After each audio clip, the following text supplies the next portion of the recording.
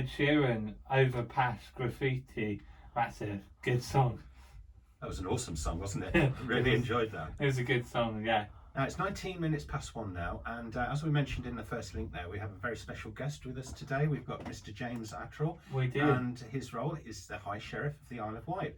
And actually, the High Sheriff is a non-political royal appointment for a single year. And the origins of the office, it dates back to Saxon times, when the Shire Reeve was responsible to the King for the maintenance of law and order within the Shire or county, and for the collection and return of taxes due to the Crown. Today, there are 55 High Sheriffs serving the counties of England and Wales each year. So, very warm welcome, James. Thank you. And of course, you can tell us a little bit about your role, perhaps, and also the charities that you support. And you're also supporting Law and Order this year as well. Yeah. So it's interesting to hear what you say about that.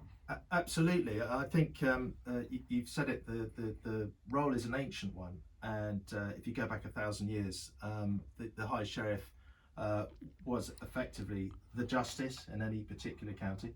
That was 1,000 years ago. It's not quite the same now. You don't have to collect taxes now, do you? No, I'm very glad to say that we don't have to do that. We do give a lot of support to the justice system, so we have close connections to the court and the judges and the JPs and the whole team that run the court, the police, of course, and that extends right the way through prisons and the probation service, so the whole law and justice system, and to some extent a cheerleader for the amazing people that make that whole part of our lives work. Yeah, and of course that role really is for a year, and you've got quite a lot to actually fit into that year, really. And one of the things that you'd like to support is local charity as well. Absolutely. And I think you've also mentioned the point on your appointment as High Sheriff about mental health issues. Yeah. So I think one of the quotes that I've seen is that men particularly are rubbish at talking about mental health. And I think in a sense that's true. You know, it seems to be a bit of a stigma, but also with the high profile of Prince Harry and Prince William talking about mental health, it has raised the profile.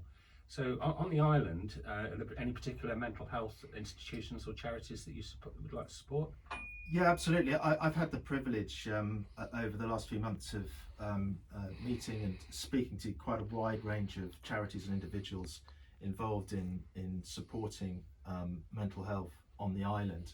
And I have to say, I've been absolutely staggered at the amazing amount of good work that's being done.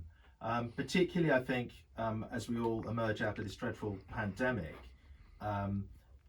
we can probably all appreciate how important mental health is, and especially I think in young people. And there's lots of evidence to suggest that if we can look after young people's mental health, then that will serve them very well for the rest of their lives. And so I've been working with the Isle of Wight Youth Trust in particular, and the Wave Project, amazing charity based on Sandown Beach, using surfing to help build young people's confidence and assist with their well-being and mental health. To name but two, there are many more, and I think it extends well beyond charities that deal with mental health specifically, that there are many things you can do to improve your mental health, and getting outside and getting active is a large part of that. So whether it's the scouts or the guides or sport or Duke of Edinburgh's, which Duke of Edinburgh as well. Yeah. And so just doing a new activity, something different.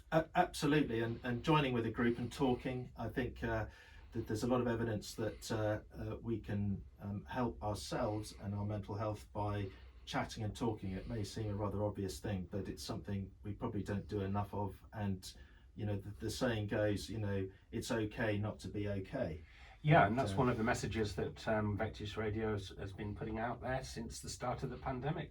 Yeah. Because there's a lot of services on the island with the Isle of Wight Council, but also with the health service that are accessible. And it's just getting that message out there to people. You know, you don't have to deal with this on your own. There are people out there that can help and support you, because it does affect almost every family in some way. It does. It can affect. So, anyway, thanks, James. You're here for another reason as well, I believe.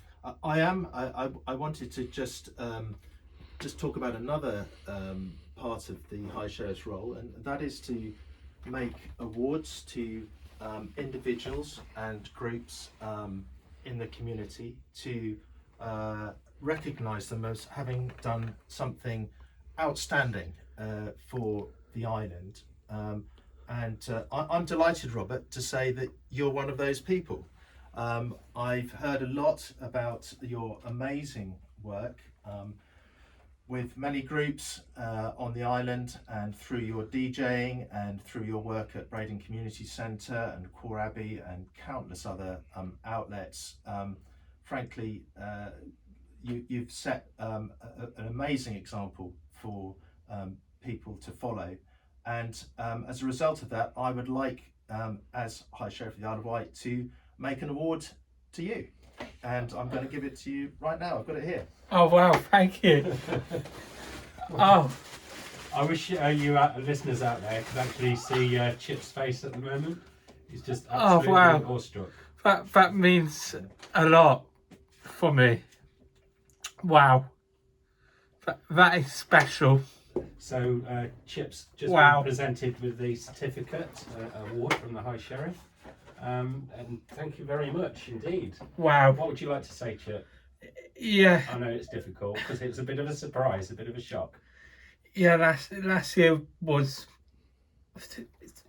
a very tough year. Yeah. It was a very tough year. I It know. was. It was a tough year for lots of people. It was. Do you know what, Chip? You came through it. You know, you had a lot of things to deal with. You found it very difficult, but everyone is so proud of you. I'm proud of you as your dad, and Ian Max here in the studio, the station manager. He's proud of you. High Sheriff James, he's just presented you with an award. It's a. So everybody is so proud, and you're an inspiration, Robert. Yeah. Okay, so it's just wonderful, you know, for that hard work and dedication and commitment to Duke of Edinburgh Gold and all the rest of it, what you did last year, the Queen's Award for voluntary service, and now the High Sheriff's Award, and you thoroughly deserve it, Chip. It's incredible. Like I found lockdown tough. Yeah, I know. It was really tough, and like, yeah. Well, hopefully we can see some light at the end of the tunnel quite soon. There is light at the end of the tunnel. There certainly is. I can see light at the end of that tunnel, and it's wow. Well, I think we better play a record now for the listeners, and thank you so much, James, High Sheriff. Thank you, James. And you're going to play the next song. Thank you for that. And we got Al Green. The Reverend Al Green. The Reverend Al Green. And the song's called Let's Stay Together. Show me what's show me. Oh wow. That was great. Oh wow. I'm going to come around and shake your hand, Robert, because